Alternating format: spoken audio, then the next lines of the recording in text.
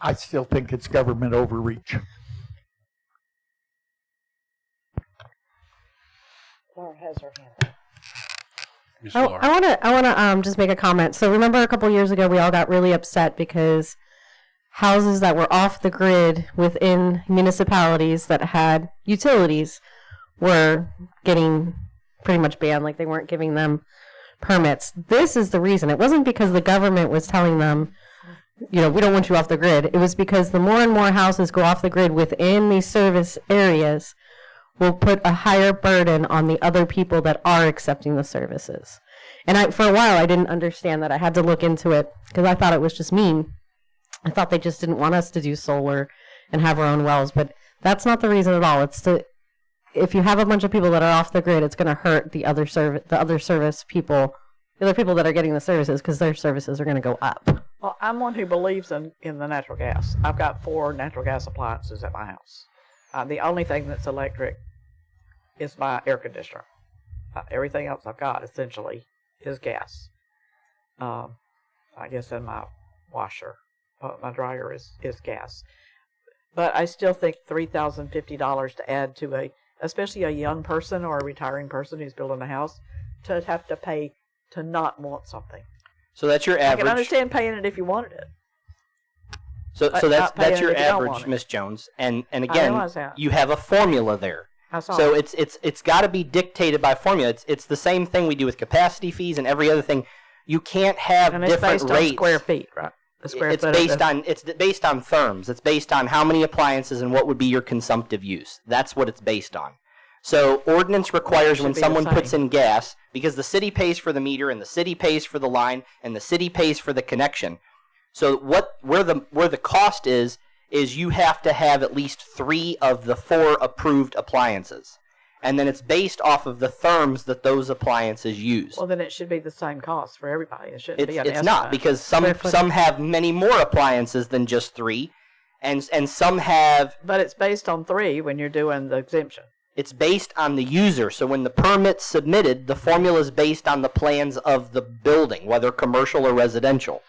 That's what it's based on. So like you have a restaurant come in that's gas heavy for cookers and fryers and all that. It's based on what they're going to consume. It's not based on the square footage of the commercial building. Family. If I may, and Donald, please correct me if I'm wrong. I'm sure you will.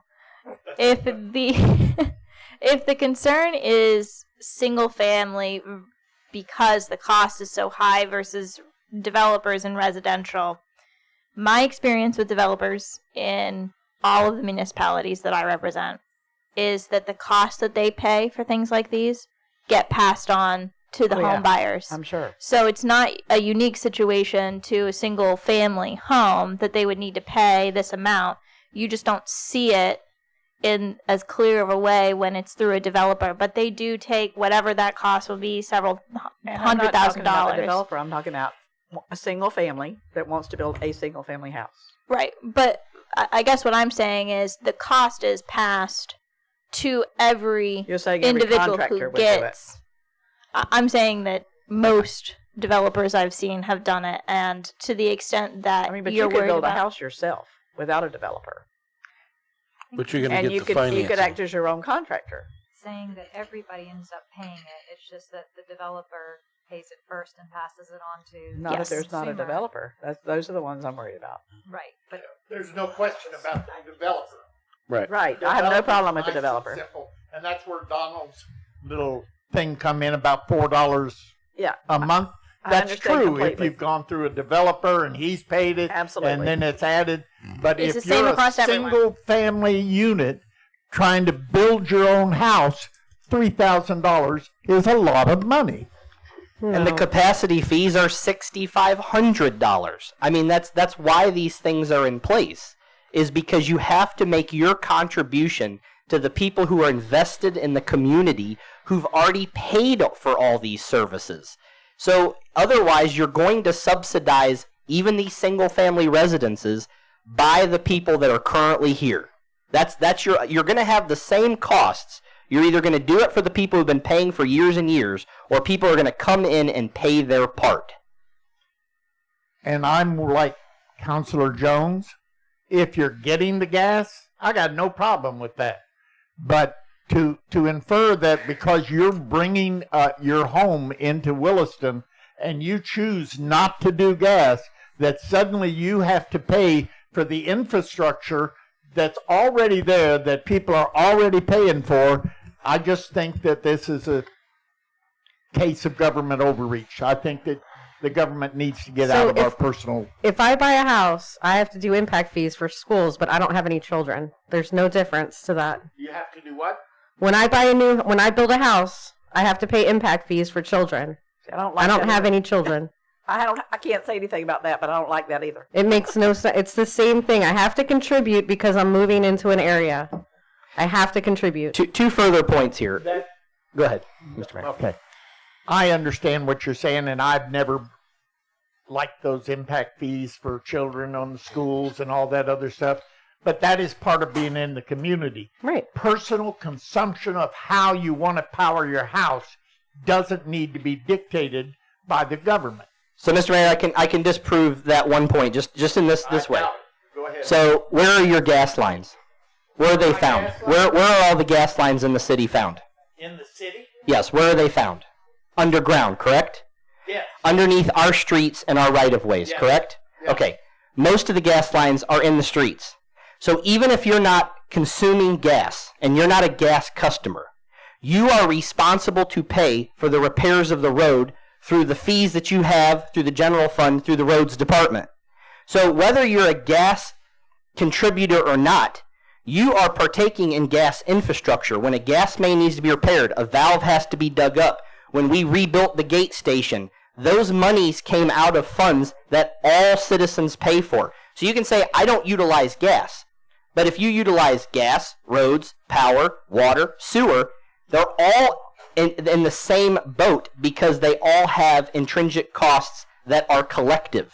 You can't separate them out. The funds are separated.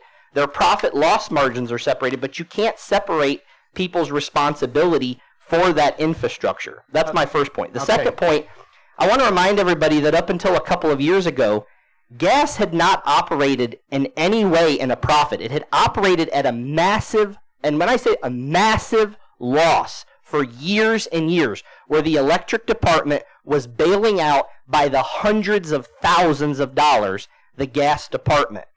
So I want to point that out because some of the changes that we're talking about are part of turning that ship around and making sure that each enterprise fund stands on its own and is not being bailed out by ratepayers of another service. And this is one of those critical pieces when you have new people coming into the community. So that's the 2 points that I had. Mr. Barber, one with the residential customer.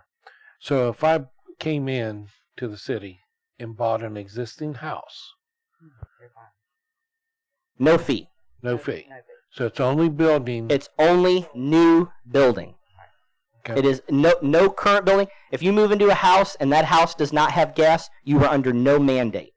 If you move into a house and you want to expand it and double its size, no mandate. This is talking about new builds only. That young family that's coming into town who wants to build a house, who doesn't have that extra $3,050. Well, but you know what? When you watch these shows, and it's a young couple, they move into an area, and their budget is, let's just say $600,000. Not around here. No, but I'm just saying, if you watch these shows, Yeah, not around here. What shows? they've got the money. Watch on like HGTV Not and people shows that are like moving that. to Williston. No, but you can still, I mean, they're going to put that right into the cost of the loan or the mortgage. Any other discussion? So we can go about this all night long. Yep, we can. Well, We've that's already done. voted, so we just need to. Haven't voted. Yeah, we have. Well, We haven't voted. No, we haven't voted. We We, just have a voted. We haven't motion. voted. I wouldn't still be now we talking if just we hadn't need to voted. vote. So is there any way to separate out the single-family home? We were not recommended to do that because your developers are going to litigate this. One of the reasons that one of the reasons that it's written the way that it is that you've had developers who say, okay, today I'm ABC LLC. I'm going to build one home. Tomorrow I'm AB LLC, and I'm building one more home. And then I'll just keep building these homes, and I can have an unlimited amount of LLCs, and it doesn't cost me any additional money, and that's how I'm going to circumvent the city, which has happened in lots of municipalities, which is part of the reason that we've written it the way that we've written it. But see, I'm talking about a single-family person, not a developer. It's just Still going back to impossible. that It's again. just not possible to put that Okay, in well, a, that's what I needed to hear right there. we can't have something that Not says if it's John Smith who's building a house. He can't change his name. He's still John Smith. we can't have something that says an LLC cannot do something that an individual can do. That's not legally defensible. They're both considered one legal entity under the state of Florida law. So if ABC LLC can do it, John Smith can do it, and vice versa. Even if John Smith's not the developer, he's just a single-family home. ABC LLC is going to say the same thing. They're going to say, I made this LLC just to build this building because I wanted to protect myself as an individual. Then he'd have to pay. Because he's an LLC, not a single-family home. I would not recommend putting What is something... this about 10 homes a year in this explanation? I think it's... That's to do with distance of if you're beyond the distance that's listed for the 10 homes, you're exempt from any buyout fee. If you're a single family home and you're 400 feet away, you're exempt. You do not, even if you're an LLC, if you're over 400 feet and you're building one house, you're exempt from connecting to the gas I don't system. have any problem with that. I understand that completely. So, but he was And I asking about the understand 10 other homes. one, I just don't like it. I was just explaining the 10 homes. I know. Yeah, thank you. So my thought is, I sure hope no one expects the police department to categorize and count how many homes a person's built in order to tell if they've passed the 10 threshold. It would be the paramedic. I do that. That's one of my That's jobs. the paramedic.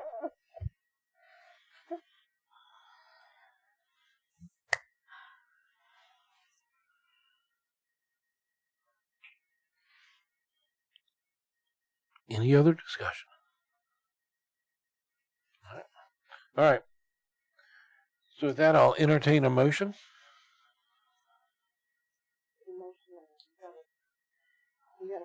You have a You don't motion and a second. That's right, first, second. All right.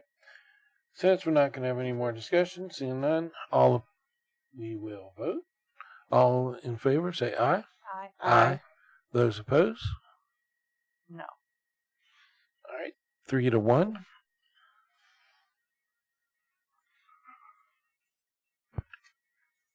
You good, Miss Wright? All right. All right. All right, Mr. President, this is the first reading of Ordinance 2025-747, an ordinance of the City of Williston, Florida, amending the City of Williston Land Development Regulations as amended, adding reference to the International Property Maintenance Code 2021 edition, related to an amendment of the text of the Land Development Regulations, providing for amending Chapter Section 48, adding Section 48-9, unsafe structure and building abatement, providing severability, providing for incorporation in the City Code of Ordinances, and providing an effective date. This is something that Laura dreamed up and helped us out with, which is incredibly helpful. This is one of the things that I suggested originally when we had the issue of across the street, and we had the problem with sort of going out on a limb to get it torn down to make it safe. This puts us on much more firm legal ground, having adopted the International Property Maintenance Code. So I'll let Laura go into depth, but this was originally a recommendation that I had made previously, and Laura has made a reality. Thank you, Kirsten. Our Chapter 48, our hazardous buildings and lands, was adopted in 2002. And I've been told for the last few years that we have a very weak code.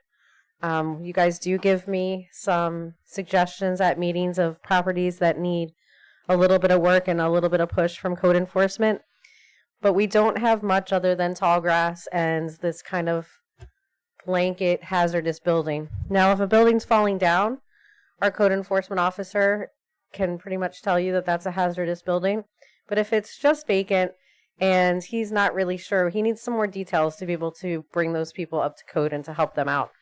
So what we've asked our base board was to recommend for approval the International Code Council's International Property Maintenance Code. It's not that strict. It's not that it's more strict. It's that there's more definitions. So that when we write these letters, we can explain to them, instead of saying hazardous buildings and land, we can actually tell them, hey, this is specifically what's wrong with your property. And we have a little bit more that our building official can go and talk to them about, so that we can make these changes a little bit quicker, first of all, because, some of these code enforcement cases go on. And also a little more specifically. This is not like an HOA. We're not telling you what kind of windows you have to put in. We're not telling you what kind of tiles you have to put on your roofs. But we're giving him some control, our code enforcement officer, and some more teeth to make our code a little bit stronger.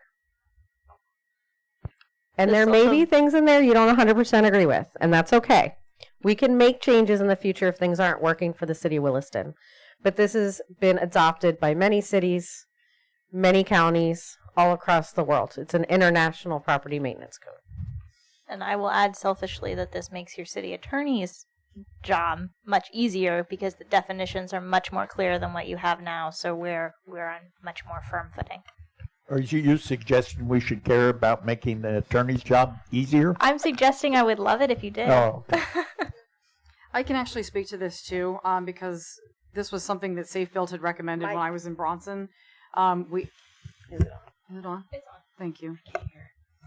Thank you. So we actually adopted this in Bronson back in 2021, and what it did when you sent out the code, like Laura mentioned, is, if you have, say, a swimming pool that's not filled, or somebody's putting toilets, used toilets outside, you can very specifically put, this is what you're, in violation of, and it makes it so that there's no questions asked. You're not using just a blanket, this is what you've done wrong. It's very specific in what you can put in those code letters. So it's very helpful for Dawn to be able to write these letters to residents. Okay, so where the state building code is for building, this one is for maintenance of that building. Yes. That's fairly stated. I mean, easily. Yes, buildings that have been there already. Okay. And our building official obviously is also a tool for this, because he can see things that sometimes we don't. And if I know the link that you gave us doesn't show 2021, it only shows 2018. So I can't really read much of it. I did read part of the 2018 one, but it's not bringing up the 2021 one. It actually, when you first sign on to it, it comes up in another year and tells you that there's an updated one. If you click on here, it brings up the 2018 one. But it doesn't give an option for the 2021 one. Okay, I did download it, and it's a little bit big, but I can email it to you. And I don't need it because I'm not going to enforce it. But do I have it in my brain correctly that the state building code is for building a new or remodeled, and that this is for the maintenance of a building that's already built, essentially? Is Briefly. that about right? It's the Yeah, from a International 10,000 foot Building Code Florida Edition, not the state. It's actually International Property Maintenance Code. Well, I'm talking about the other thing you were talking about. Oh, the other one. Oh, well, not this one. So I was just trying to figure out why we needed both, but they're not the same. They're not the same. One is for a new construction, and Yes. one is for an already built, trying to keep it safe and Correct. not derelict and that sort of thing. You've got it. So that's the reason we need it. And my next question, I guess, is you would enforce it? You and Don would be the ones to enforce it? I'm not a code enforcement officer. I just do the paperwork. Well, I mean, who knows this International Property Maintenance Code? No, Don does. In fact, he's going to concentrate on parts that are for him. So it's not, the whole document really isn't for him. So it's not really for code enforcement. But there are parts of it that are specifically for him, and he's already started to highlight those and give himself tabs. I told him not to memorize it because in case it didn't pass, I didn't want to waste his time. I mean, because what I can see of it, it's only the very first of it that has to do with the maintenance code. Mm-hmm. The rest of it's kind of different and would not necessarily pertain, To as you John, say. yeah. All right. I'm just trying to get an understanding of it. Who would do it? Don's job isn't going to change. What's going to change is when he comes to me and he says there's trash, or he can specifically say it's tires, it's toilets, and that this is the section that it says. And it's all in here. Yeah. Yeah, see, I can't see any of that in here from what I'm looking at. Unless it's under fire safety. Could be under the fire safety division. Okay. I have a better understanding of what you're trying to do. So some cities do go through their code and rewrite it according to what they want to do. And I think that you'll remember that we did that a few years ago, and we had some citizens that wrote a beautiful code. But the other citizens thought it was too strict, remember? Yeah. And they didn't want to pass it. They came to you, I think, to city council and had a fit about it being more like an HOA. So I did go through that code during COVID, and I took out those very specific things. But then I was told again, they were too scared. Code enforcement did not want to bring it in front of the citizens again. They're very comfortable bringing this because this is something that's highly standardized and accepted. So the code enforcement board would be the one who oversaw it as well? Yes. Because they would be referred to them. Yes. And then to us if need be. Correct. You won't see code enforcement. They might come in front of you for lien reductions or any of the other things that people come in front of you, but I not mean, for the eventually enforcement they part end of up here. it. Yes, eventually they do end up Okay. in front of you somehow. Thank you. I just couldn't figure out if it was going to take the place of the other, but it's not. I see that it has a totally different purpose. Any other discussion? Then I will entertain a motion. I make a motion that we approve first reading of ordinance 2025-747. I second. All right, we have a first and a second. Any other discussion? All right. Not hearing any. We're going to move to vote. All in favor say aye. Aye. Those opposed? 4-0. And we are closing the public hearing. M, discussion with possible action, foreclosures within the city limits. City planner, Laura Jones. Thank you. So we had some properties across the street that had code enforcement on them since around, starting in 2006 and then again in 12 and 15. And we did finally file liens against the properties in 2023. I wasn't sure. The liens are approximately $16,000 per property, and I was having a little bit of trouble valuing the properties because in good condition, they were looking around $26 a square foot, but they're not in good condition. So I kind of just thought I would just bring those numbers to you and let you make a decision. But we did not do a title search for other possible liens. We'll do that if you decide to let us move ahead. But what we're asking is that you direct the city attorney to begin foreclosure process of the buildings. There's 5 altogether. I did put in your packet some information on each one, including the liens and the property appraiser's reports, so you could see where they were and what they were bought for in the past. And so the taxes aren't too bad. I think they were only up maybe 2 years or so. So I don't think that's too bad of a problem. The taxes can't be very high. But we would like to move forward on this. We know the foreclosure process takes a while. Once you give Kirsten the go-ahead, she has a lot of work to do for that, so it can take quite a few months. Do you have any questions about the properties? So is the one that says 55 Northwest Main Street a wrong address? It's not Northwest Main Street. It's a typo. It's north. It's really just north Ma'am. Main Street. Okay. I mean, it's not on this street in front of City Hall. It's the one over there. Yes, ma'am. Correct? What is? Oh, it's on my list. Yeah, they're all North Main, I believe, except for the Northeast First Ave. So I think that's a typo. I don't know what didn't go to that particular No, I one know, down I'm here and looking look for and see the- what it had on it. So 55. I'm looking for the property appraisal report. Just take a look at it.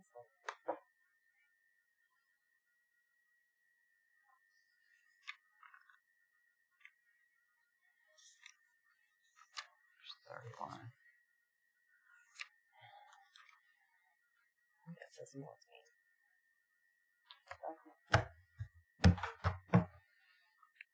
Did we get a confirmation on that? 55 North Main. Okay. Okay. Sorry. I don't mean to hold it up. I just All thought right. she was still looking. All right. Any other discussion, council? Oh yeah. 55. No. I'll entertain a motion for discussion with possible action. Ms. Kirsten, you want to do consensus or motion? A motion to move forward with the foreclosures would be appropriate, Okay. or not to, if that's what you choose. I will make the motion for approval of the foreclosure on the properties that are listed in our packet by the attorney. I'll second. We have a first. We got a second. Any other discussion? My discussion would be, what would the process be? We've already got a lien. We've already got a lien. Now Lien's what? already been recorded. Mhm. So then we file a foreclosure suit. Okay. And we serve what we call a complaint upon the owners of these businesses, and then they have a certain period of time to respond. If they do not respond, we do what's called a default, which essentially says we tell the court they haven't responded. We request that it go for it receive a final judgment. The final judgment would be in our favor. It would include all of our costs and fees and those kinds of things in addition to our lien. And then once that has been ordered, then we'll go to a foreclosure sale where it will be auctioned off on the Levy County Courthouse steps. And the highest bidder will receive it. We can bid up to our lien amount. So the total amount that we're awarded in the final judgment, we can bid up to that. So if it were $20,000, we can bid up to $20,000. If someone bids $25,000, then they pay us $25,000 and they receive title to the property. Or $20,000 for our lien and then $5,000 to Okay. the property owner. Got it. In the event that someone does respond and they do contest the foreclosure, the process is a lot longer. We go back and forth. Usually they say there wasn't sufficient notice, or they'll say something about the fact that, they're working to clean up the property. We've had a couple of those instances. Sometimes it can be a good thing because the property gets cleaned up and the liens get paid and that kind of thing. A foreclosure suit can really be a motivating factor. Yeah. But we go through a very similar process. If they don't decide that they're going to comply, we go to court, we prove up our lien, and we try to get a final judgment on that. And the piece of property that you told us about tonight, that's Correct. the same property owner. That was a default, right? That was a default. That was a default. I thought so. Okay. Thank you. Appreciate it. Oh. All right. So we had a first, second. Any other discussion? All right. Hearing none, we'll move to vote. All in favor say aye. Aye. Aye. Aye. Those opposed? 4-0.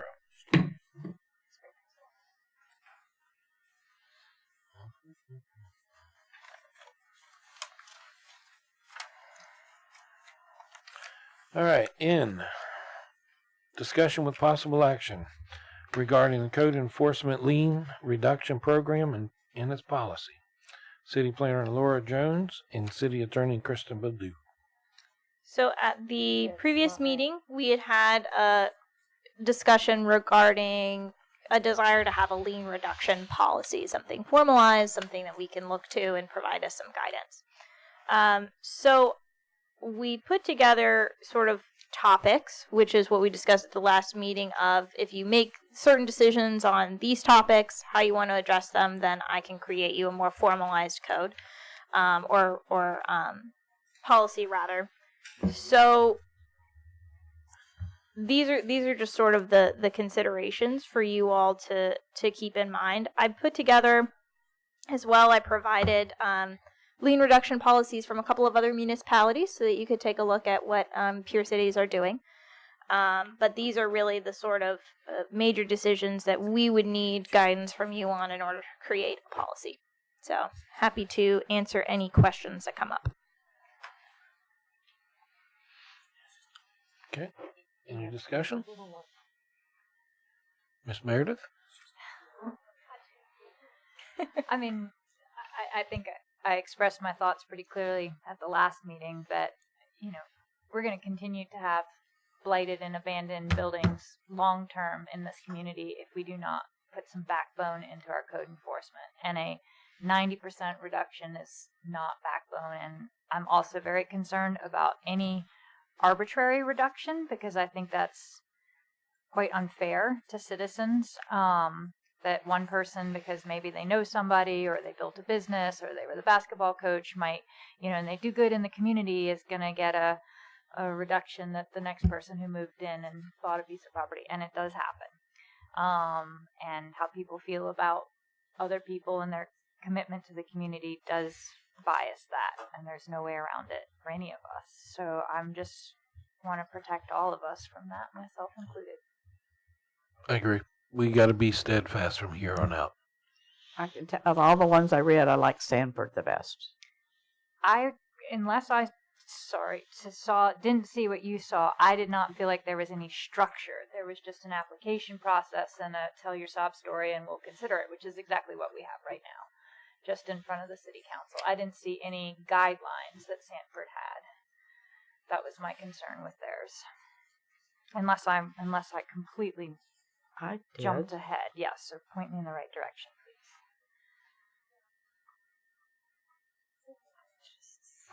Miss Jones, you got anything you Fort want to? Myers. Just a couple things. I think the application is really important. Don't care what application you choose, but having that as part of the records that, because right now the process is they ask the city clerk to be on the city council. So we have, I don't have, it's hard for me to track, you know, when you do that. I mean, what if I wasn't even here that day? I have a couple that were reduced that I had trouble finding because it wasn't, I had to go back in minutes instead of having just a form. So I think the forms are important.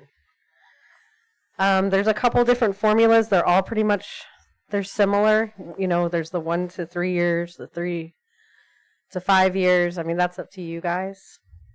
The other thing that was interesting that some of the cities did is they go to the code enforcement board first and ask them their opinion, and then they recommend it to you. We don't do that right now.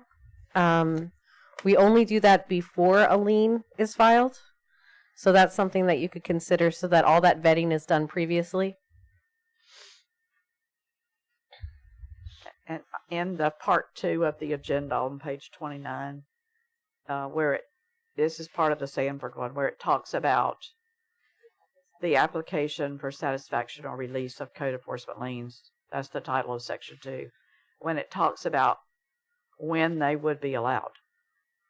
And I thought that was very specific. Upon payment by the violator or the property owner of the fine or the penalty imposed, and upon request of reduction of forgiveness of the fine or penalty imposed by the code enforcement board.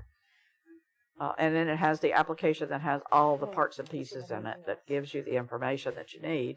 And y'all are saying you don't care about the information. You just want it to be cut and dry. And that's kind of what I'm hearing.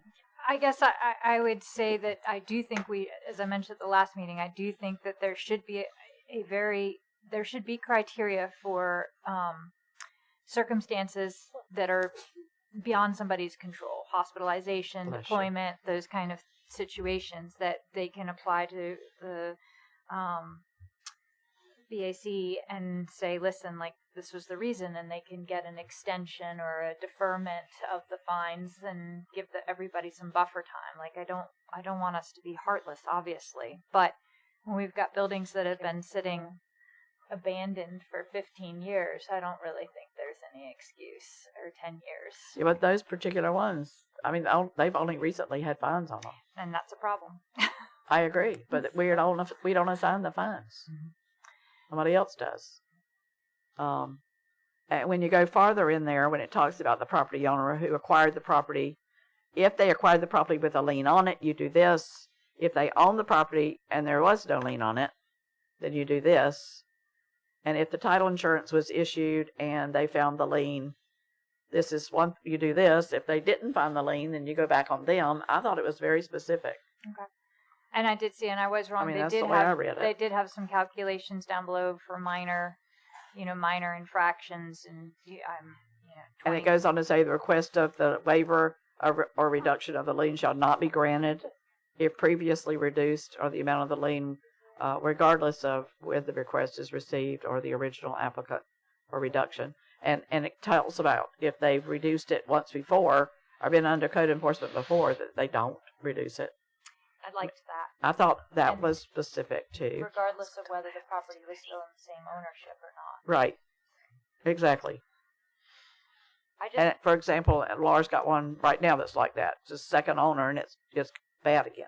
The one Darkness was asking Yeah, that about property earlier. owner might not know the rule of once it's cleared, it has to stay clear because they bought it when it was a little bit treed. So they might not know. So we just have to reach out. But you also have the option of not doing a lien reduction. Don't forget that option. We don't have to go through any of this if you just don't want to do lien reductions, which is what some counties do. And not to beat a dead horse in the ground, but it also talks about the gravity of the violation and the impact on public health and safety and general welfare, and how if it's minor, it's a 50% reduction, and if it's significant, it's only 25%. So I thought it was pretty good, actually. And at the time, and it went on to say, in the time of the property was in compliance. It's pretty much laid out the way on page 32, the way that you laid it out. It may be even stricter than what you originally gave us. About if it's under 60 months, if it's under 6 months, only 30% consideration. If it's 6 to 12 months, only 20%. I mean, I thought that was pretty specific. okay. I guess I just read these were to be calculated together. So in That's other how words- it's written. Yeah, if it's a minor infraction, it's 50% plus 30%, so you could end up With up to reducing it 90%. 100% by the time you get to the bottom and add it all up, and I'm not comfortable. Oh with no, that. I wasn't adding them up either. That's sorry. That's So we how could I- do that different. I didn't read it that way, but that's okay. If y'all did, you obviously did. Maximum percentage of reduction amounts. I didn't know that you could compound it. Well, it's 3 different categories. So it's category of the gravity of the violation, and then you look at those. So you and look then at- you look you at the would- I would take category of one or the time other. taken. So Well, you take all. You would take all of them. into So if you consideration. look in the right under number 3, right under where it has the category, it says maximum lien reduction shall not exceed 100%. Right. Which taken together means that you would be adding each of these in if you have to say it can't Right. be over 100%. Well, sometimes I think that's what it needs to be. It just depends on, of course, other people don't think that, but depending on the circumstances. I mean, under this, In other under words, this, if there's no previous history and it was under 6 months, and it's minor, and it's 100%, minor, 100% may be what it needs to be. is what this contemplates. You know, it just. We have to remember we're not out to make money, and we're really not out to take other people's property. We're in and up with a bunch of property, but we really are not there to, that's not our purpose. What people say continuously, I don't know if anybody else in this room has had this comment, but like, what's with all the rundown buildings in Oh, yeah, Williston? yeah. Yep. What's with I'm all sure. the vacant lots in Williston? I mean, that's what people remember when they come to this town and leave. And so how can we say we're pro small business and pro community when we don't actually stand behind the codes that keep our community, keep it a thriving downtown for our local businesses, and keep it a place where people's property values remain, stable and not pulled down by derelict buildings. And I just think that if we start shrugging aside codes, then why have them? Well, I think if we start at the beginning and do what it says, whether it's this one or another one, it won't be that way. No, I agree. Because we'll have a code and we'll do it. Right now we don't have a code that just sort of floats around. Once we get a policy, I think it'll be fine. No matter what it is. Better than So what I've we have heard now. I've heard the exact opposite, that the town is looking better in the past 2 years than it's looked in many, many decades. Oh no, that was not a commentary on the direction that we are going in terms of some of the buildings getting fixed up, but it is what people remember, and we've been in an era of high real estate values, lots of people moving to Florida, lots of positive growth in Florida in a lot of ways. That could change. What are we going to do to protect ourselves from that? What happens if we go into a recession? What happens if housing and all those prices plummet? We have to have a way to keep this town floating as best possible. And I'm 100% okay with the grace period. If something happens, we offer people a 6-month grace period, maybe a renewal. This gives them an entire year. But kicking it down the road 10, 15 years, I'm not okay with that. No, I agree. I've heard those. Same thing. I think the only reason it was kicked down the road is because it was one owner. And it wasn't because he was given specific, I won't say he was given, what am I trying to say here? I won't say, it's not because he was given gratis, if that's the right word. That's not the right word, but you know what I'm saying. Mm-hmm. I think that it was more because we were trying to give him the opportunity to make it rather than take every piece of property he owned. I appreciate that. I disagree with the number of years that he was allowed to try to do something, because that negatively affected everybody else in the downtown area. Especially the history, and him But saying I don't let want him to rot. debate one person. I think I just want to talk about how do we protect, let's say several other businesses in town go into foreclosure, and how do we protect town from going the opposite direction of the way that it has been going? We use our new international maintenance code.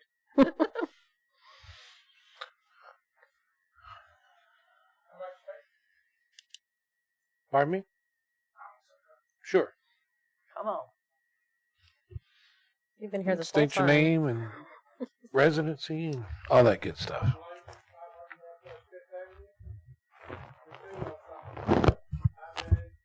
Construction, power plants, pharmaceuticals, microbiology, chemical plants. Every project I had trouble on was when management started deviating from giving, well, we're going to waive that. We're going to waive that. 40 years of experience. I mean, I've had as many as 40 or 50 NCRs on some projects because top management would give stuff away.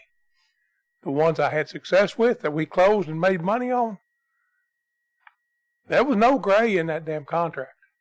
It was what it was. And like I say, I've been doing this a long time. So you all need to consider that. If you start giving stuff away, be careful what you ask for. Brings up good points. We just need to do it. Yeah, if we These have a are it, contract, it'd be okay. and that's It's it. just not a contract situation. Mr. Barber.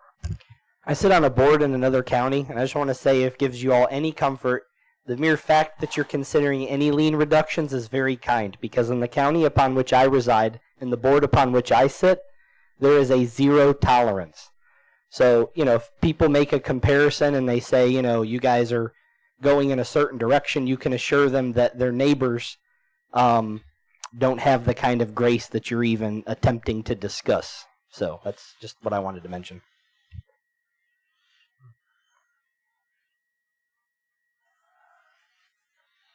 So what's our next step with this? So, if we want to go forward with a lien reduction policy, then for each of these sort of categories, I need a sense from you all, and it doesn't have to be a formal vote, just sort of some discussion, see if we've got some consensus. page are you on when you talk about categories? I'm sorry. It's on the agenda item, like just I'm not sure what the page number is because it's the supplement. So on the first page of the item. Yep, the one that just says topic, discussion with possible action regarding code enforcement, lien reduction, program and policy. Okay. Just the agenda item itself. Under where it says prepared by Kirsten Ballou, City Attorney, there are going to be you'll see sort of 4 categories: lien reduction, policy, discussion points, process to foreclosure, should there be a schedule, and then other. Okay, so that's what I'm going to call the categories, because these are just sort of the topics of conversation, the guidance points that I'll need from you all. So for instance, topic 1 can easily be covered. Do we want a formal application process for lien reductions? I think Okay. yes. All right. I would say Laura that said yes. I'm Yes. seeing Yeah. nodding. and I don't know that there needs to be necessarily at this point yet have we determined whether or not they get to write their story or it's just an application request for. Yeah, so I think that what I can do is, now that I've got a sense that we want an application, I can have a couple of examples for you all of what that application may look like, and it'll sort of be determined a little bit by the answers to the next couple of questions I have, what that application will look like. Okay, so then sort of on our process in category 2, our process to foreclosure, whether to require that the liens, which reach half of the price of the property, trigger the foreclosure process. Obviously, subject to other statutory requirements, we have to record the lien for a certain amount of time and all of those kinds of things. Do we want that to be part of our lien to foreclosure policy, is that if it reaches half the price of the property, then we make sure that we're moving forward if we've recorded and done all that stuff. Yes. And what we did was we said half of the price of the appraised value of the property appraiser's website. That way we don't have to get an appraisal. That's what we did before. I don't know that that's what you want, but that's what we need to decide. It seems like I'm seeing some nodding on that. Are we okay? Half the price of the property? Okay. Okay, so then we're going to talk about schedule of reductions. From the examples that you've looked at, was there a schedule of reductions that you all liked a lot? We just talked a little bit about the one with those 3 different categories and up to this amount of reduction. Do we like that one? Do we like one of the ones that was proposed at the last meeting, which is also attached to this agenda item? Where are we sort of feeling that? I've already said what I like. I like the Sanford one, but I'm not sure anybody else does. And if we haven't read it well enough, maybe we need to read it again and talk about it next time. I mean, it was a lot of stuff to read tonight. Yeah, I mean, absolutely. I'm not trying to pressure you into making any decisions. These are just the categories of things that if you want me to come back with a policy, I will need some direction on this. Yeah. So we don't have to decide tonight. If you choose, we can have this discussion at the next meeting.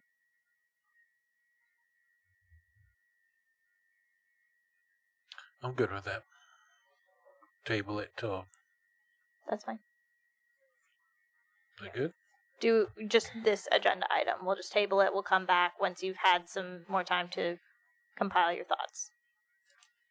I mean, you can keep going on your categories just so you get the feeling. Okay. But if people would, this particular issue is really tough because there's so many examples in here. Right. That if you didn't read all of them, you really can't. Sure. You might need to come up with a conglomeration of 2 or 3. Okay. So that sort of answers the next category. And then there are a couple of other sort of miscellaneous. Do we want to make this part of the code? Your code of ordinances? The pro of that is that it's enforceable upon the citizenry and it's difficult to change, so it's difficult to be willy-nilly. That is also the con of it, is that it's difficult to change. You do need to pass a separate ordinance. So do we want this to be a resolution of an internal policy, or do we want this to be an ordinance? I would prefer an ordinance. I mean, I think from my perspective, this is for the long-term health of the community, so making it something that could be changed every council rotation. Go with that. Phone right out with it again. I'm seeing some nodding. Okay, so we'll put it in ordinance form. And I, on the other hand, would consider it as a resolution first, and if it works, then make it an ordinance. And that's just the way I'm thinking about it. I'm not objective to an ordinance outright. But if you did it as a resolution and it actually worked, and you saw for a while that it worked, then you could codify it. The only issue with that is everybody that's here voting may not be here. How long are we looking at testing it to see Whatever we decided to how do, long I guess. if it's going to work? I mean, you'd probably know within 6 months to a year if it was working. Laura would know probably right away whether it was working. Yeah, but we don't get very many, so there's not going to be a lot of time to test them. Right. I don't know of any that are, because sometimes I know when they're coming. I know property's getting sold or somebody's passed or lawyers start to call me. I don't know of any more right now that Other are than coming. the ones we've got now on the table. So we can make the resolution ordinance decision later. I can come to you with policy, and then we can sort of punt on that for tonight. Not a problem. The ordinance is silent right now on who does the lien reductions. Our practice has been that the council has done them, but we could change that process to have the applicants bring their reduction requests to the code enforcement board, which is what many other municipalities do. Is they have, because the code enforcement board is who does who levies the fine, that is the board that they go to for a lien reduction request. So we could do where it goes to them first and then comes to you if there's an appeal, or we could do that it just goes to them and doesn't come to you, or we can have it come to you. Miss Jones, would you like it to come to you? Yeah, so it's a little bit complicated. So the code enforcement board does see reductions in fines that haven't been liened against, because a lien, remember, is filed. So they may be getting a daily fine, but that's not necessarily a lien. So they do those on their own. The reason that your city council has always seen lien reductions that were recorded is because now you have a financial portion of it, because you've had a lawyer that has done this, you filed it, and so our code enforcement board is not on that same level for the financials.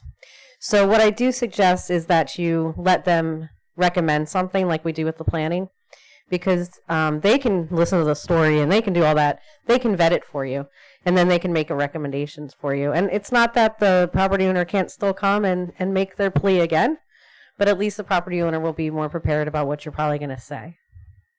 Sounds good. All right. And I would add, too, that all of our other boards, not code enforcement, not base, but all the others meet often and are very well versed in what they do. The base board meets I won't say infrequently, but sometimes they go months without meeting. And they're not as well versed in that. Unfortunately for them and for me, Yeah. that's not going to happen anymore. We're probably going to have them monthly once That's we get good. this international property maintenance That's the way I code. feel about it. Yes, And that's good. it also is one of the heaviest bases I've had. So I think we have one opening right now, which is good, because usually we have much more. We have some new people on there. So Kirsten, I'll probably ask her to do another orientation for all new members, and we'll get them up to date. But unfortunately for me, yeah, it's going to probably be monthly. That's good. And you know how I feel that way, that even you and I've had that discussion before, that even if you don't have any business, I feel like they need to meet and learn more about the code. Mr. Barber? We've had that So again, I sit on a board in another county, and the only thing I would recommend to council is just to consider the one aspect of whether this is on the board or whether this is on the council as taking out the political equation. We're appointees on our boards, and so repercussions are not the same when you're talking about lien reduction and things of that nature. But other people that may be close to certain dates of certain elections, sometimes there's pressure that are put on for certain elements. So that's why, like, our county commission has decided that, no, we're going to put that on the appointed board and not on the elected official. So I just wanted to give a different perspective just to consider on that. Makes a lot of sense. Sorry, so you don't know me very well. do It you? doesn't. No, that wasn't a It judgment on doesn't, anybody. but- I'm just saying that I was just that's what they wondering. decided to do. What's that need? Nothing. My mouth just open. Okay. Okay, so then the only other sort of open-ended that we can talk about again next time, but just something to be thinking about is I sent you a couple of different of those policies.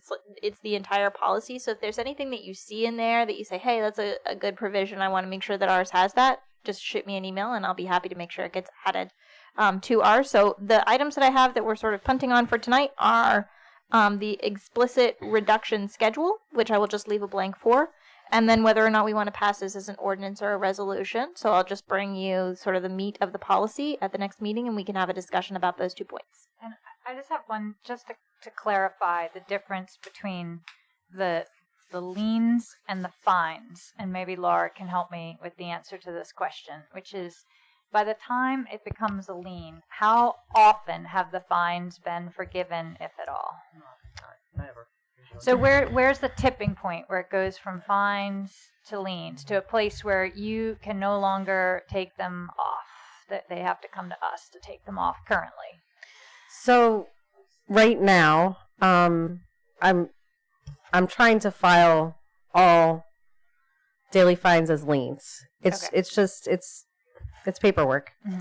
So we only have, I think, one, which was $2 a day, and I really thought he was going to come through for us. And I think that's the only one that's getting a daily fine right now that's not been liened. Okay. So I try not to. Some municipalities you have to lien it right away. Yeah. But we, so they can come in and just pay a fine, and then we don't have to go through all that recording with the lawyers. We try to wait a little while.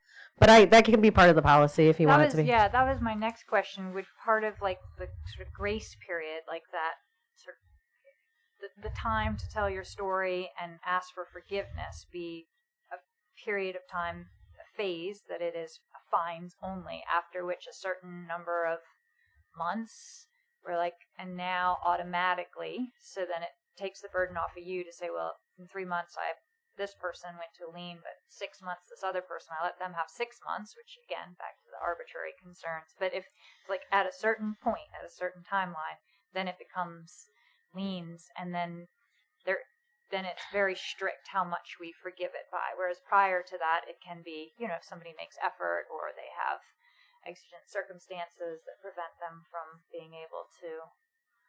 Do I make any sense? Yes, I understand what you're saying, and we should find out what other people do, because there's no reason for me, as soon as they put a daily fine, to go and lien it, Right. and then in 3 days they clean up Right. their property, and now I have to release a lien. That's cost to us, Yeah. much more than the $25, $75. Absolutely. So we need a black line between the period of fees and the period at which point it becomes a lien, I think. And that's up to the Board of Adjustments. I mean, we could give them a policy to go by. Yes, that I is think what it needs I to be think the you're saying. same for everybody. And it all depends, too, on Don working with them and if they're actually working on it. But if that's the case, if they're actually working on it, they usually don't give them a fine. They're still working on it. They don't do the fine. And sometimes and then sometimes they do the fine and they still have to clean it up, and they don't take the fines off, the daily fines off, until they are finished.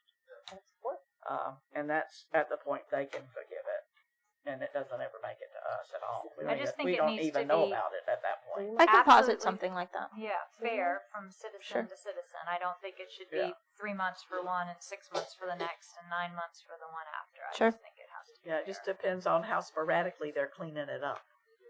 And if they are, they are, and if they're not, they're not, and if they're sporadic about it, Okay. yeah. Okay. It's 10 o'clock. All right. So we're going to table this the next meeting. Yep, I'll come back with more Okay. specifics based on this. All right. Oh, discussion with possible action regarding concept for RFP for rooftop, top of the hill property. Attorney Kristen Ballou. Okay, so this is, at the last meeting, Councilmember Jones requested that we talk a little bit about this RFP. And as Donald and Laura and I were going through it, before we put together this beautiful, detailed RFP for you, Because this is crazy. we want to make sure that you're sort of on board with this concept of what we're trying to do, so Yeah, that I'm not sure we that I don't know. spend a ton of time. This is my concern, so that we don't spend a ton of time on something and then you guys say no thanks. So the concept is and Donald has a much better sort of understanding of it because he's been really spearheading this move. But the concept is we've got this property, and instead of selling it, if we put out an RFP such that a business came in, built a building, sort of like we do at the airport, and then ran their business on our property and paid us money every month to do so, that would be a recurring income to the city rather than a one-time sale of property. So Donald has some thoughts on who we can target with this RFP, and then I'll have him kick it back to me and I'll finish. So we already found interest in a couple of different people who asked that if an RFP was put up in this manner, they would be interested in placing a bid. This is in lieu of a lot of the bills that seem to be making traction year to year in the legislature that talk about wiping out ad valorem, that talk about wiping out certain funding sources, that talk about limiting transfers from utilities to general fund. So staff is like looking at, well, what is Mount Dora? What is Sanford? What is Jacksonville? What is Tallahassee? What are small towns, middle towns, large towns like? What are they doing in economic development? So one of the things that we found is that when cities or counties have land that's possessed by them, instead of just releasing that, similar to our Main Street concept, that you offer certain types of caveats to what you want to see. A good example for Williston is what happened with the old high school. Is someone came in as a developer to you guys, gave you guys some beautiful drawings, and said, look, we're going to have a Bell's Outlet, and we're going to have a shopping center, and we're going to have all these wonderful things, and then asked you to change the zoning, and then built whatever they wanted. And so what this allows you to do, because you're the property owner, is it allows you to control the type of development that it is. So, for example, we have Wawa going in across the street from the top of the hill Peso property, the old pawn shop. The concept is Wawa is going to be 24 hours. So, you know, if you're going to allow things that are 24-hour diners or something of that effect, you want them in the same zone so that PD and emergency response knows that they have to concentrate on an area. So this is a way of controlling development in a positive economic way and focusing that in. And it's being done very successful in many different places of the state. Your economic councils that you're a part of and many other people, including chambers, not our chamber, but other chambers, are directing towns and counties to work toward this effect. So you put out an RFP that's formulated to allow for certain types of businesses. They put it in, and then it gives you a direction as to how that property is going to be developed instead of turning it into a parking lot or overflow from Big O's or something of that nature. And it also then in turn provides a sort of, the same way that the airport has a model, a constant income coming in to replace revenues that may be depleted in other areas outside of your control. So that is why we brought this concept to you, and there are people that are interested if the RFP were put out to be making a bid. Matter of fact, we actually have the central bidding that you guys heard, so we even have a broader scope now. They were excited about this concept when we talked to them about putting it out to companies all over the southeastern United States. And when you look at the downtown, you talked about liens tonight on those, and if the city contained and got control like we did the other parcel, it's the same way there.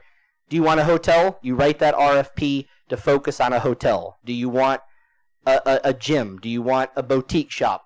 What type of retail do you want to focus? You write that into your RFP, and because you're the property owner, you legally get to control how that property is developed instead of Cafe Risque decides they want to try and push in another place here on the downtown. I mean, that's the sort of things that you can really strongly prevent. So that's it. Makes sense. So the concept is step in as a sort of landlord-esque entity rather than selling it for a one-time fee and have a recurring control over the property. So we've got some ideas of sort of how to do that. Some of the things that we've talked about that may be of interest to this council are making sure that we have in there that we would give preference in RFP decisions to people who intend and have a certification that they're going to hire local individuals, maybe a certain amount of local individuals.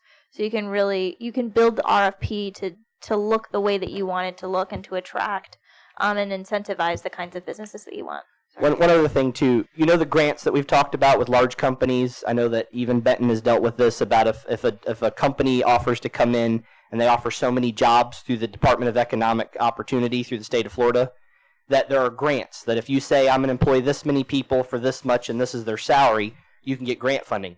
The city would be in the same position to assist a certain type of business because we'd be the property owners. There would be a cooperation between the two to, again, apply for those same economic grants that would allow us to say you have to have this many people, you have to pay them at least this living wage, and give caveats to how they treat those employees. And there are a lot of companies that are interested in having that kind of relationship. They don't want to be property owners. Believe it or not, there's a lot of retailers that will not purchase property. It's amazing when you start going out there and having conversations with them.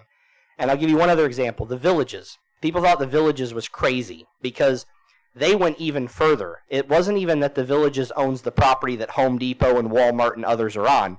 They went further and wrote into their RFPs profit sharing. So they actually get percentages of profits from the sale of that Home Depot and that Lowe's and that Bell's and that Culver's and that Golden Corral because they are on leased Villages property. Now, I'm not recommending that we do that at all. I'm just saying that this concept's gone even further than what we're suggesting as simply being the landowner and receiving income for some of the development that happens. Well, since we don't know what the state tends to do, we have to protect ourselves.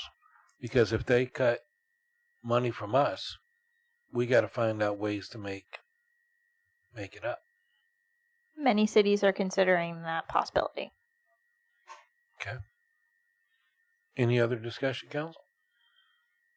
I think it's very forward thinking, and I agree we need to be thinking not just tomorrow, but 10, 15 years down the road or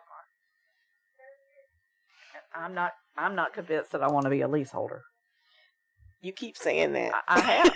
Yes, I am. But he asked my comments. That's my comment.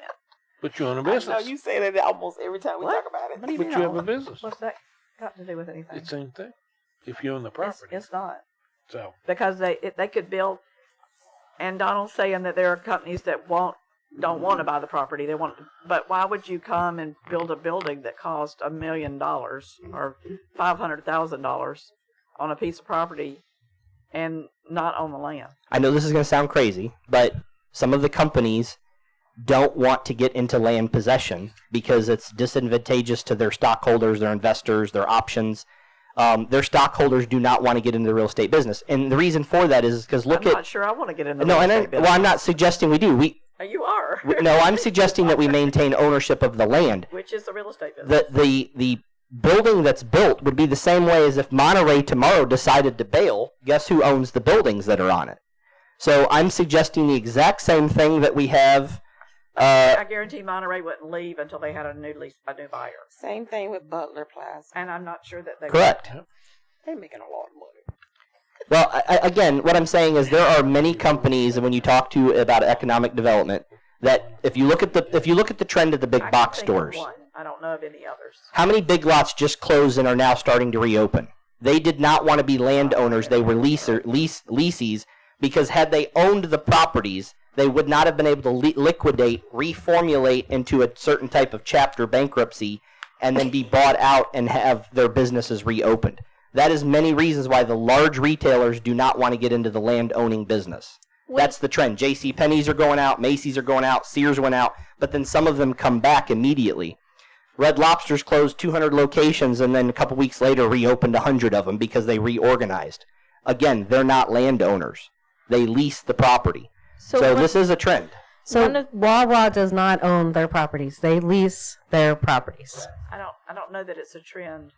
And if it's a trend for cities, I would like to know who's doing it. We are. What cities are doing it? We are at the airport. Oh, I know that. This is but exactly what we we're have to doing at the airport. because they won't give us any other choice. The federal government will not let us sell the land. I mean, we could do But other why things do we with the want to do airport it property. in town? Mount Dora does this. Put The a Villages hotel does this. Tallahassee does this. You're right. Orlando districts in Orlando do this. Altamont Springs does this. Miss I mean, I Jones, can go on and didn't- on. I didn't write that RFP myself. I got it from another town. What RFP? The one that I gave. Yeah, this Kirsten. one is from North Miami. We didn't want to spend. I a ton of didn't write time that. Creating I this. know somebody didn't write it. I mean, this is crazy what we have in here. Well, I didn't write it. I doesn't gave her even a have demo our- of It another. doesn't even have our. It's got everybody else's brother's name in it. It has our name some places, somebody else's name somewhere else. Our address is here, somebody else's address there. It's got a lot of errors in it. So, like I said, this is not at all I know what would it's be. not, but So we didn't want to. As we I were going realize through that. it, making the edits, we realized, Yeah. maybe time out because this is going to be a big undertaking, and maybe let's just see if the council's even interested before then. So this is not what would go out, even a little bit. Oh yeah, it's not. It's not. But you were asking what other cities do it, and I got it from another city. Yeah, and again, I mean, it's not like staff wants to get into more work. I mean, despite what one of the gentlemen said earlier tonight, we do have some things to do. It's really a matter of a lot of the things that you guys hear frequently is, if we had realized 10 years ago or 20 years ago, we would have done some different things. We're trying to be more proactive and seeing, where are we going to end up and what are the pitfalls coming into the future. And that's trying to learn from the people who are doing a good job in other places. And this is what's really being pushed because the only asset cities at some point are going to have left is their property. I mean, the Main Street project is based on this entire concept. You all adopted the Main Street project. The Main Street project requires the city to maintain ownership, but talks about the development. There's even CDBG grants to build housing and commercial businesses for startups on that property, and to get into where now we don't just own the land, we own the building as well. So that is your Main Street project that you adopted, that you got funding for, and if you get a Main Street director, that's what that individual is going to work toward. So you've got it at the airport, and you've already introduced it in your Main Street project. This is simply expanding it to other areas of the city. We haven't bought any land at the Main Street project that we didn't already have. I'm not suggesting we bought more. What I'm saying is you're you adopted a implying that we plan to Yeah, we- develop the land that you already have. That's an adopted plan. Given that So is I it know, I going to read be it. a discussion resolution with at this possible point? action ends at this point, and I know that Deborah still has concerns, but what's the next step? So, again, this is going to be quite an undertaking to take this RFP and make it something that isn't full of errors and doesn't have everyone and their brother's name in it. Yeah. I'm mean, I'm not even sort all of the dates are I'm wrong. sort of looking tonight just for a head nod of this is, we think, as a council, something that we're at least willing to consider in its final form, that it won't be a waste of staff's time to move forward in this direction. We will then, as quickly as humanly possible, turn this into something that we can actually put out, but I just sort of want the head nod. Go for it. I can tell you what I would prefer, and obviously you're here with three people that are just one of me. I would prefer that we put out an RFP that has two options. One to purchase the land and build a building, and one to lease the land and build a building. So that people can choose. There may be somebody out there who does want to buy it. But we're protecting our future by doing it. What if they move out tomorrow and don't pay a dime? Why don't we just vote Well, on then- it next time Yeah. rather than discuss it tonight? Because we it's have to already It's give her done. direction. No, It's but, after 10 I mean, o'clock. she can come up with both, and we can vote on which one we want. And I'm just Or asking you for can two just come up with the options. one that you present. In the same RFP. I'm not asking. It won't require any. I can tell you exactly what an RFP for sale will be because we already have a bunch of those. So I'll just Right. bring you a form proposed one. I won't belabor that, and I will come back to you as rapidly as humanly possible. I will not guarantee the next meeting, but maybe the one after that. I'm sorry, Miss Deborah, could you please repeat the two options? I just said one for purchase, an RFP for purchase for what we want it to be. Obviously, and we haven't talked about that at all, what we want it to be. We did before, but we haven't tonight, of what we want that RFP to be. A specific, we talked about a specific business before. Yes. And we haven't mentioned that at all tonight. Well, we've been avoiding that subject because you have to be very careful when you have that discussion that you can't favor or direct it toward anyone in particular. So No, we we're just being said it- careful and broad. We just said a Just a classification. type of business. Yes, so we've actually already worked on language and we turned it in specifically to identify the type of business. And when she brought back the RFP, you guys would see that in either option, the style of Right. business that we would And be that's soliciting. what I would like to figure out what we want it to be, and then we do an RFP for sale of the land for that purpose, or lease of the land for that purpose. And you can put them in the same RFP and let them choose option 1, option 2. They may Well, give you both. We can vote on which RFP we want to put out. Yeah, I or you agree. can do that too. But you may have a company that wants to buy and not lease, and you're going to lose them. Mr. Barber, let That's me all see I'm if I saying. can correct me if I'm wrong with the way that I'm going to say it. Company comes in, they build a building. It's all nice and pretty. 5 years, they go under. We have the building. Another company comes in, they remodel it so it gets a fresher look. That's all on them. That's not on us, correct? Because you would just put out another RFP for the same piece of property. But if, let's say, you hypothetically had sold it and they close up shop, you can't control what's done at the second point of contact. So what if they close? All right, I lost my thought. What if they close? I lost it because you kept talking. So if you're talking about if they close, let's say there was a grant contingent on it, like economic development, that's bonded and insured. It's a developer's agreement. There's a strict contract, and there's things background that would allow the project to continue to fruition. Okay. Like, let's say it was half built. No, It would be about the- if it's not paid for.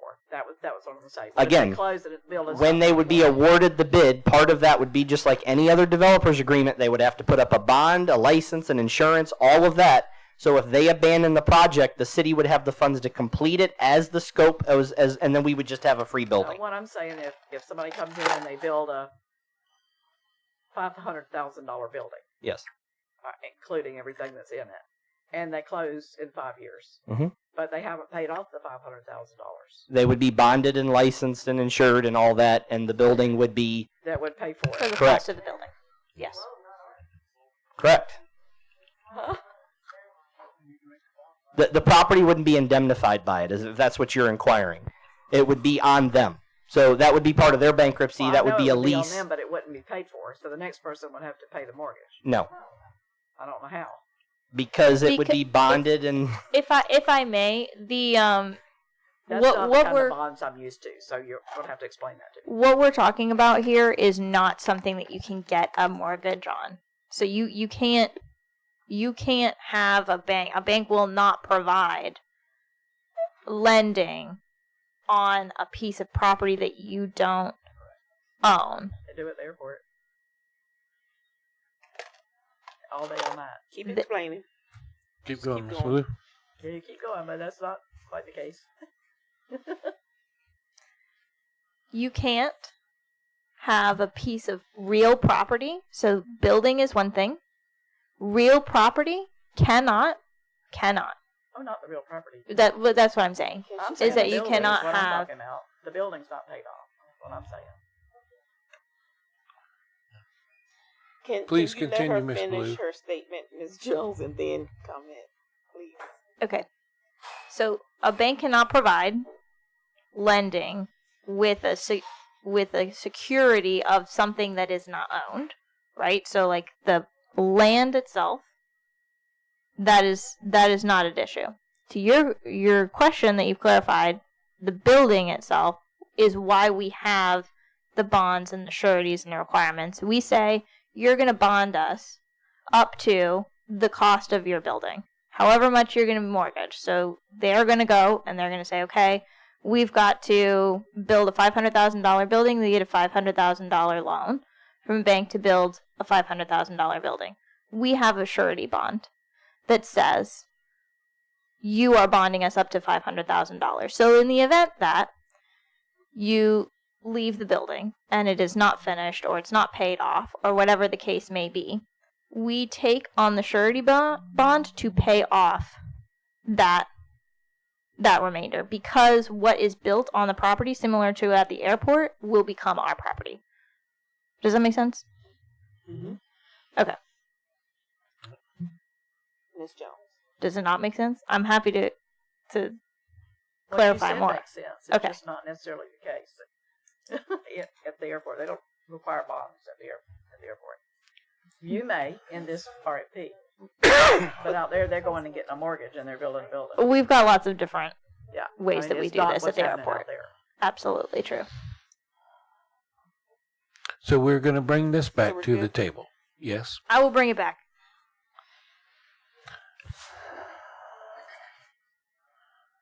Okay.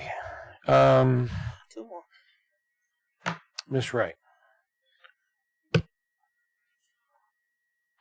Did we talk about this on the last, on P? Did we have that conversation? We voted on it on the last? No, we did not. That's why it's back on here. This You P tabled was it. brought to the council on August the 6th of 2024. And by my minutes, it said that the council approved to move forward with changing the plan to meet the IRS code. So you found it like, after you first time you looked, you couldn't find it. No. So now you found it. That it Yes, I did. Okay, that it doesn't need to be here. Except That's- I don't think we did the 185 plan, No, we didn't. so we need to do that one. Okay, P, discussion with possible action, Florida I asked her Municipal to look for Plan. it, she couldn't find it, so we thought it wasn't passed. Okay, well, she's found it. I'm talking to Darkness. She's still asking questions. And so It's okay. evidently she's looked again and she did find that it was passed. That's why I asked Miss Wright I if asked we were her going to before carry to put it. it on here, and she said no, or I wouldn't have put it on to begin with. Thank you. So we're going to, P? P's done. Q, discussion with possible action, Florida Municipal Plan and Trust, FMPTF, parentheses, Plan for the Police 185 Pension, Major Matt Fortney. Is going to be exactly like P. We have to update it, and that's it. Then they will do it. They have the plan already, all that stuff in place, and that's In the packet. yep in the packet. Ready to go.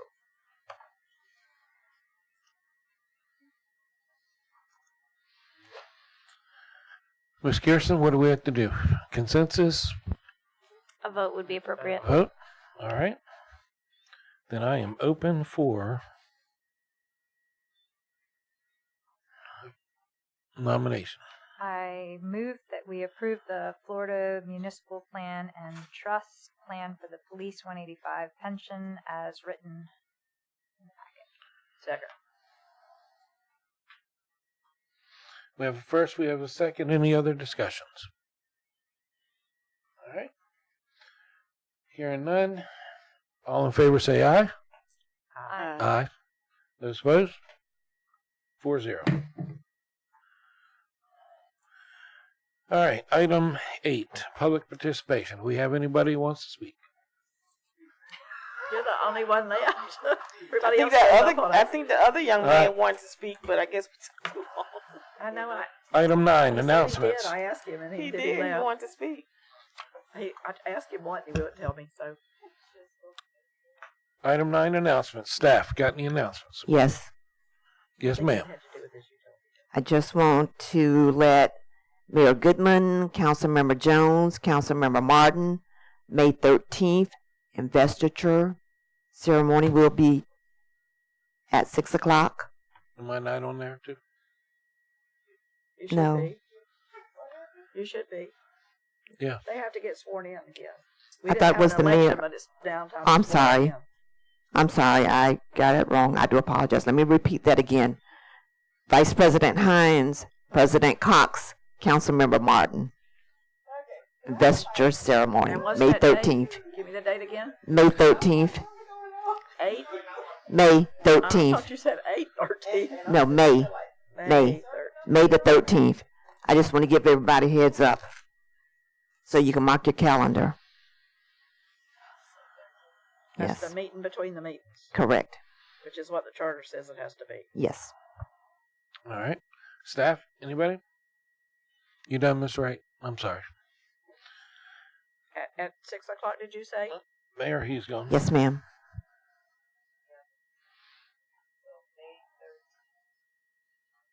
yesterday. Council, just The only announcement I have, I don't know if Major Fortney, I had to think he wasn't a captain anymore. Major Fortney, about the law enforcement memorial. It's the 23rd at 9 o'clock. Uh-huh. It's going to be in the pavilion. I just wanted them to know. I do know that, but 9 o'clock. 9 a.m. April 23rd at 9 o'clock. Miss Latricia has to take care of.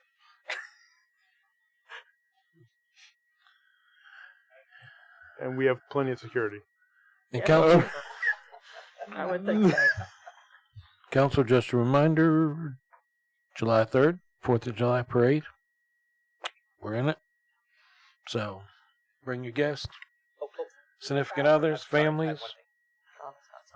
I do apologize. When we were at the Levy County Municipal County Gathering, the question of the Veterans Parade for November came up. I know that we've rotated. Everyone's lost track of that, and I think the indication was, does Williston want to host that this year if we start over the list to give direction to Sue, or is it we don't want to host that this year? So, because they're going to, I think, ask the next time that they get together next month. That's $8,500 for the parade. It was our turn. There was a hurricane. Hurricane, or yes. something, Mhm. And then it went to Inglis, I believe. And they didn't do it. Inglis didn't do it? They didn't do it. Well, we offered to do it that year. Right. We had missed ours. Yes. So I don't know whose turn it is. Well, they're going to just, I think the idea was just to recreate the Start list. over again? So they had asked, do we want to start off and do we want to do it this year? Because we need to know soon if we're going to do it because it needs to be in the budget and other things. And just remember that the city clerk does special events. I started to say I'm looking Thank at you. Tricia to see if Thank she. you. And again, I'm not saying we should. I'm just saying, just. No, I'm just letting you know. Thank you. November in the middle of. Hey, it's after budget. After 4th of July, so we're good. That's November, right? I think we should. I'll help you if you need me. Just let me know. Okay? We'll all help her. I don't think Okay. we've done it in a long time. Been a long time. I think Chief Lund Frost and Are we done? Anybody else?